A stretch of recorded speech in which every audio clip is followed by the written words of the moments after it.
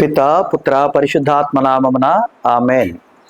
ప్రభునందు ప్రియులైన సహోదరి సహోదరులారా, దేవుని బిడ్డలారా, ప్రియులారా, పరిశుద్ధ గ్రంథ వాక్య ధ్యానమునకు ప్రభు అయిన యేసయ్య పేరిట ప్రేమతో మిమ్ము ఆహ్వానిస్తూ ఉన్నాను. ఈనాటి మన ధ్యాన వాక్యము లూకా సువార్త 5వ అధ్యాయము 4-5 వచనాలు. నీవు దోనెను లోతునకు నడిపించి చేపలు పట్టుటకు మీ వలలు వేయుడని సీమోనుతో చెప్పెను. ఎవరి కడకు పోయేదన్ ఓ ప్రభు నా యేసయ్యా, ఎవరి కడకు పోయేదన్ ఓ ప్రభు నా యేసయ్యా, జీవమొసగు దివ్యవాక్కు ఉన్నది ప్రభు నీలోనే. శరణం దేవా శరణం శరణం, శరణం దేవా శరణం శరణం, శరణం దేవా శరణం శరణం, శరణం దేవా శరణం శరణం, ఎవరి కడకు పోయేదన్ ఓ ప్రభు నా యేసయ్యా. ఈ మాటలు పేతురు గారు ప్రభువుతో అన్నవి. శిష్యులందరూ తనని వదిలిపెట్టి వెళ్ళిపోతూ ఉన్నారు. నా శరీరాన్ని మీరు భుజించాలి, నా రక్తాన్ని మీరు పానము చేయాలి, నేను పరలోకము నుండి దిగి వచ్చిన జీవాహారమును, నా శరీరమును భుజించి నా రక్తమును పానము చేసిననే తప్ప మీలో నిత్యజీవం ఉండదని యోహాను శుభవార్త 6వ అధ్యాయంలో పలికినప్పుడు ఆ మాటలు ఎంతో కఠినంగా ఉన్నాయి. ఎవరు వినగలరు? ఆయన శరీర రక్తాలు మనం భుజించి రక్తాన్ని పానము చేయాలట, నరమాంస భక్షణ చేయమంటున్నాడు ఏంటి అని అందరూ ఆయన వదిలిపెట్టి వెళ్ళిపోతున్న సమయంలో ప్రభువు ఈ 12 మంది శిష్యులను ఉద్దేశించి పలికిన మాట, మీరు నన్ను వదిలిపెట్టి వెళ్ళిపోతారా అని. ఇప్పుడు వింటున్నటువంటి ప్రియ సోదరి సోదరుడా, విశ్వాసి, ఈ మాటలు వింటున్నప్పుడు మీరు ప్రభువును వదిలిపెట్టి వెళ్ళిపోతారా అని ప్రభు మనల్ని కూడా అదే ప్రశ్న వేస్తున్నాడు. లోకంలో వచ్చే కష్టాలు, కన్నీళ్లు, బాధలు, వేదనలు, వీటన్నిటి నుండి మీరు నన్ను వదిలిపెట్టి వెళ్ళిపోతారా?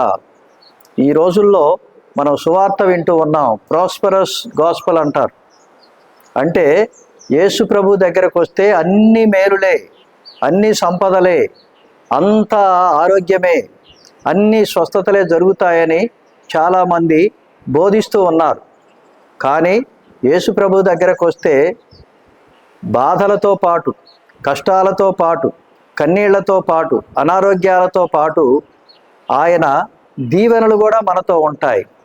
అన్నీ భరించాలని ప్రభు చెప్తూ ఉన్నాడు. ఒకవేళ నీకు ఈ శ్రమలన్నీ వస్తే, ఆ శ్రమల కొలిమిలో మనం కాలాల్చి వస్తే ప్రభు కొరకై భరించాలి.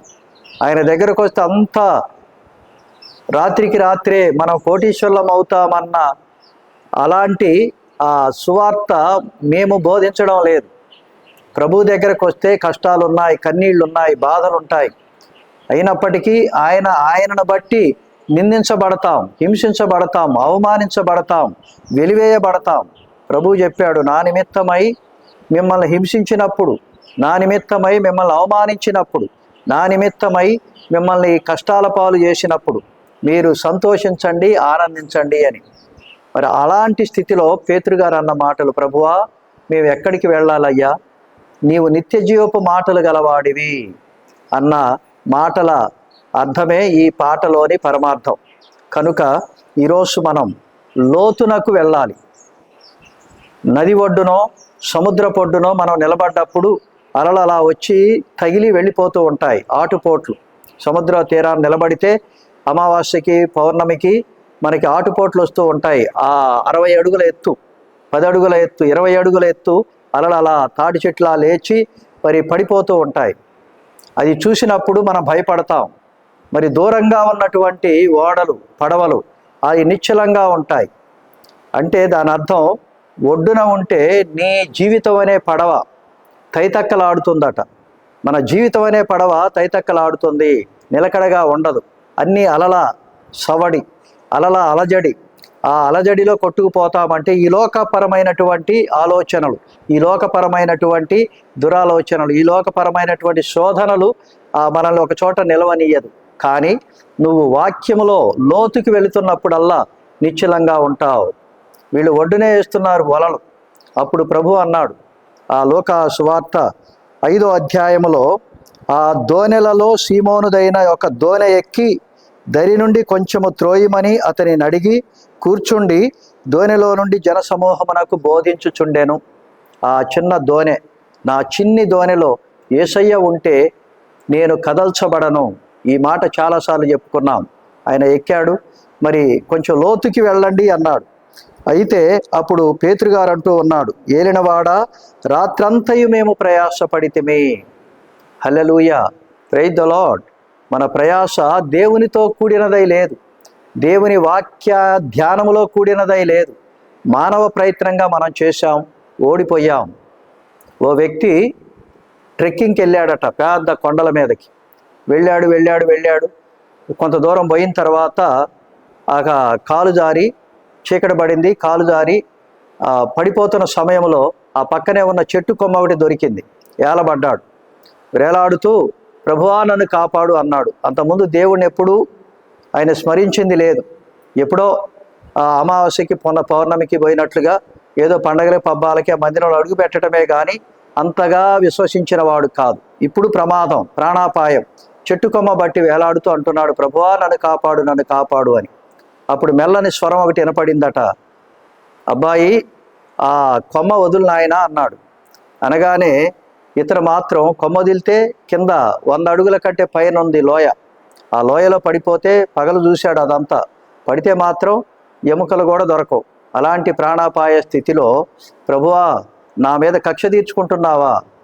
నేను ఇంతకుముందు నీ దగ్గరికి రాలేదు కదా, నీ మందిరంలో అడుగు పెట్టలేదు కదా, అందుకే నన్ను చేయొదిలిపెట్టు అంటే నన్ను చంపాలని చూస్తున్నావా అని మనసులో భయపడి దేవుని వదిలేశాడు కానీ కొమ్మను వదిలిపెట్టలా. అట్లనే పట్టుకొని ఏలాడుతూ ఉండగా ఇతని బరువుకి ఆ కొమ్మ పుట్టుక్కున ఇరిగి లటుక్కున ఆయన కింద పడిపోయి తనను తానే గిచ్చుకొని చూసుకున్నాడట, గిల్లుకున్నాడు, ఉన్నానా పోయానా అని.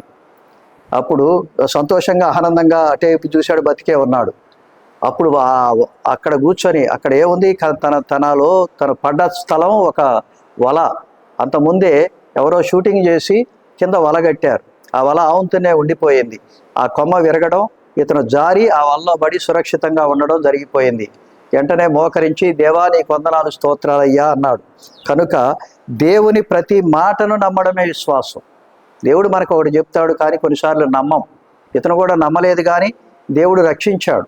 ఆయన అన్న మాటకి, ప్రభువా నన్ను రక్షించు అన్న ఓ చిన్న ప్రార్థనకి అతను రక్షింపబడ్డాడు. కనుక నీ దోణెను లోతునకు నడిపించి వలలు వేయమని యేసు ప్రభు పేతురుతో అన్నాడు. చేపలు పట్టడంలో ఎంతో అనుభవం ఉన్న పేతురు అంతకు ముందు రాత్రి ఎంత కష్టపడ్డా ఒక్క చేప కూడా దొరకలేదు. రాత్రంతయు శ్రమ పడినా రాలేదు ప్రభు జయమో, రహదారులు వెదకినను రాదాయని ప్రతిఫలము, రక్షించు నీ సిలువా రమణీయ లోతులలో, రతనాలను వెదకుటలో రాజిల్లు నా పడవా. ఎంత గొప్ప మాట! నడిపించు నానావా, మాసిలామణి గారు రాసినటువంటి పాట. ఈ నడిపించు నానావా ఇప్పటికీ ఎవర్ గ్రీన్గా విశ్వాసుల నాలుకల మీద ఆ పాట పదే పదే దేవుని స్తుతిస్తూ ఉంది. ఈ మాటలే, లోతునకు నీ పడవని నడిపించు అని. కనుక ఆ రాత్రి ఎంత కష్టపడ్డా ఒక్క చేప కూడా దొరకలేదు. గలిలయ సరస్సులోని చేపలన్నీ కలిసి పేతురు గారిని వెక్కిరిస్తున్నట్లున్నాయట. అవమాన భారంతో కృంగిపోయాడు. మరునాడు పేతురు దోణిలోకి యేసు ఎక్కి కూర్చొని అక్కడున్న వారికి బోధ చేశాడు. ఆయన మాటలు పేతురులో ధైర్యాన్ని నింపాయి. ఏమన్నాడు? ఈసారి తన ప్రతిభను పక్కన పెట్టి యేసు మాట చొప్పున వలలు వేస్తే చేపలు విస్తారంగా పడ్డాయి. ఇదిగో అక్కడ వేయి, లోతుకు వెళదాం అని కొంచెం లోతుకి వెళ్ళారు. అంటే దేవుని వాక్యం పైపైన చదవడం కాదు, లోతుకి వెళ్ళాలి, ఆ మర్మాలు తెలుసుకోవాలి. వేదములోని మర్మములన్నీ బోధించు ప్రభువా నాకు తెలియజేయని నువ్వు ప్రార్థన చేస్తే ఆ మాటల యొక్క అంతరార్థం, ప్రభు పలికిన మాటల యొక్క అంతరార్థం, ఆ నేపథ్యం, చారిత్రకత అంతా దేవుడు మనకి ఒకదానంటే ఒకటి మనకి బోధ చేసి నేర్పిస్తాడు. లోతుకు వెళ్ళాడు. పట్టణన్ని చేపలు, విస్తారంగా చేపలు పడ్డాయి. ముందు రాత్రి అయితే ఘోర పరాజయం, కానీ మరునాడే ఘన విజయం. పరాభవాల్ని విజయంగా, సమస్యను ఆశీర్వాదంగా, కొరతను సమృద్ధిగా మార్చే శక్తి విశ్వాసం అనే కాలువ ద్వారా మన జీవితంలోకి ప్రవేశిస్తుంది. హల్లెలూయా, ప్రైజ్ ద లార్డ్. నువ్వు విశ్వసించు, అద్భుతాలు జరుగుతాయి.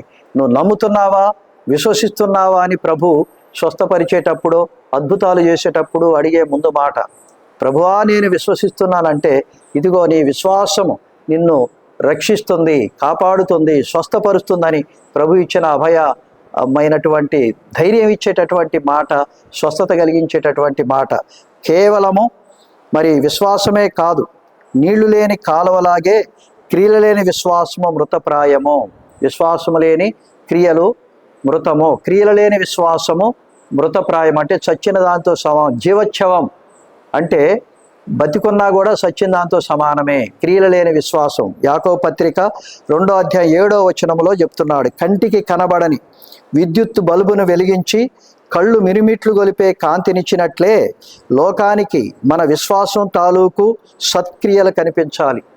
ఇప్పుడు బల్బులు వెలుగుతూ ఉన్నాయి మందిరంలో పైన కింద, మరి అందులోకి వచ్చే ఆ విద్యుత్తును మన కంటికి కనపడదు.